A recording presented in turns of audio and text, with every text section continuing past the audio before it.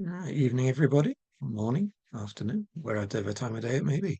Welcome to this introduction on what National Moth Week is and an invitation to join. Um, I'm Dr. Roger Kendrick. I'll be your host for this short video. My background, I have a BSc in Conservation Management, a PhD from the University of Hong Kong, studying the moths of Hong Kong. And I'm the founder of the Asian Lepidopterus Conservation Symposium series, which has been nearly 18 years now, looking at all sorts of issues throughout at least East and Southeast Asia, hoping to expand further west and further north in due course. I've worked in the non-governmental organisation sector, now as an independent wildlife consultant based in Hong Kong, and collaborate with a number of organizations and individuals to produce taxonomic works, general guides, and more instructive and educational components to the ALCS work as well. Through NMW as one of the key channels, if you like, to do such. I've worked with government and with private individuals to introduce people to moths at moth recording evenings and through talks and presentations. The data garnered from those projects is put onto the Hong Kong Moth Recording Project, as well as the National Moth Week Recording Project. And I coordinate Hong Kong's efforts for NMW and globally and continentally help with workshops, webinars that are either through NMW's own YouTube channel or other, usually official organizations, or at least representative organizations of governments around this part of the world. So what are the Lepidoptera? Well, they are insects. They have scaly wings. Lepidoptera is derived from the Greek that means scale, lepidos, and pteron, wing. And four of their key features that make them what they are, one can see in the field. So the scales, lepidos, zoom in. They give the butterflies and moths their patterns. And there's the kind of dust that rubs off in your finger if you pick up the moth or the butterfly by its wing. But each species has its own unique, what's the best word? Mixture, composition of scales, each with their own shape. You can see here different shapes of scales, each with their own color. The second point is the tongue. The horstellum is a double tube, basically zip-locked together. Now, in some groups, this is lost. So things like the Atlas moths eternity don't have a tongue. They can't feed as adults. Third feature is the labial palps on the front of the head. This is for detecting carbon dioxide. Really important. If you're a pollinator, you need to know which flowers have got lots of nectar, and that's done by detecting CO2 levels. Think about rising CO2 levels in the atmosphere. How does that impact? Who knows? And the fourth point that I want to raise for unique features to Lepidoptera is this antennae comb, aka epiphysis. Here, photographed with the antenna actually being drawn through the comb to clean the antenna. Nothing else has that. Now, the importance of moths is absolutely phenomenal.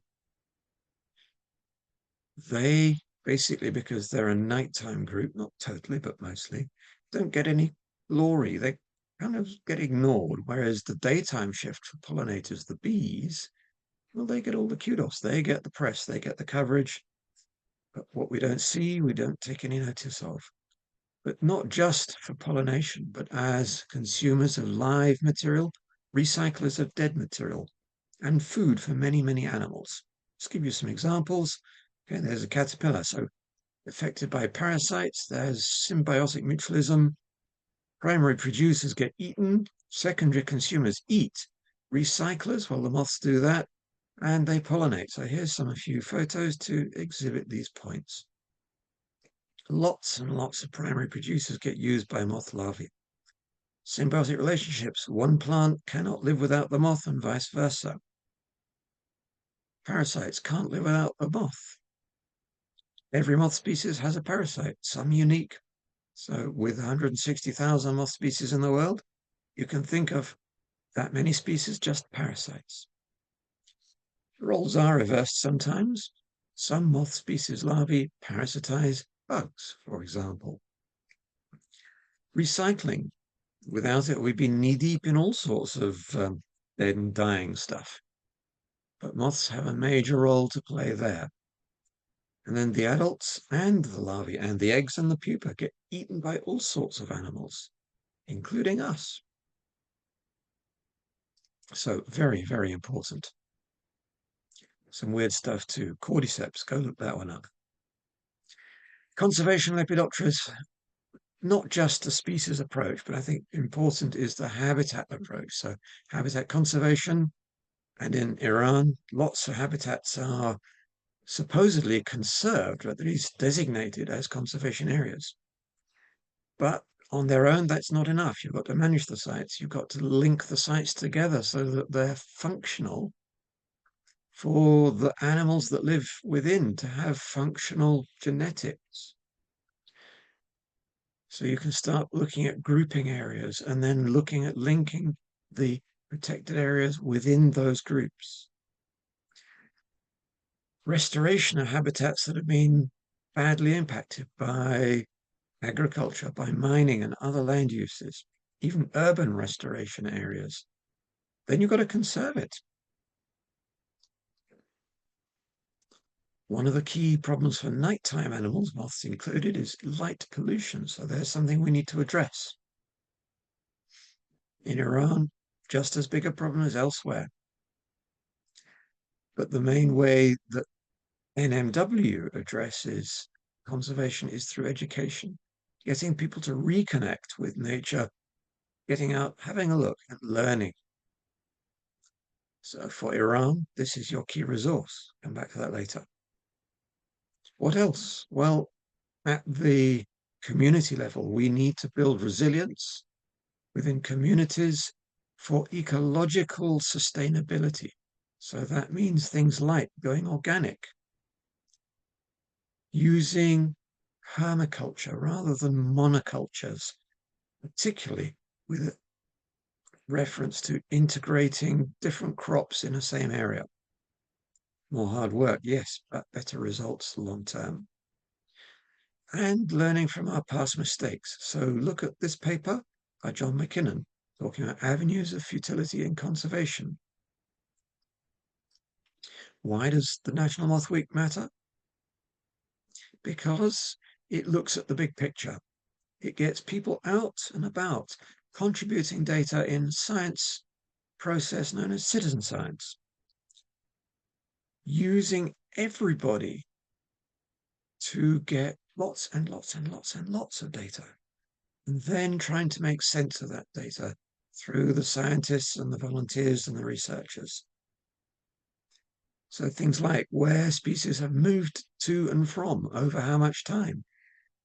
Do species react to climate change in the same place, or do they move around?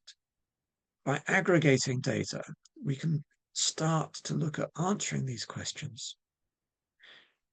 Really important that participation by everybody takes place. Without that, no data to analyze, no context to give.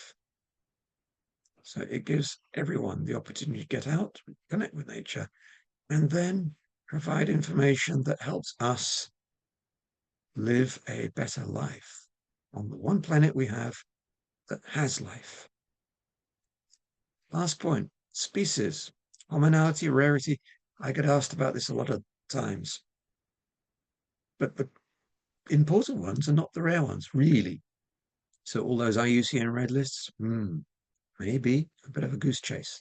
It's the common species we need to look at and monitor, because without the common ones, you don't have a functioning ecosystem. The common ones provide food for everything else.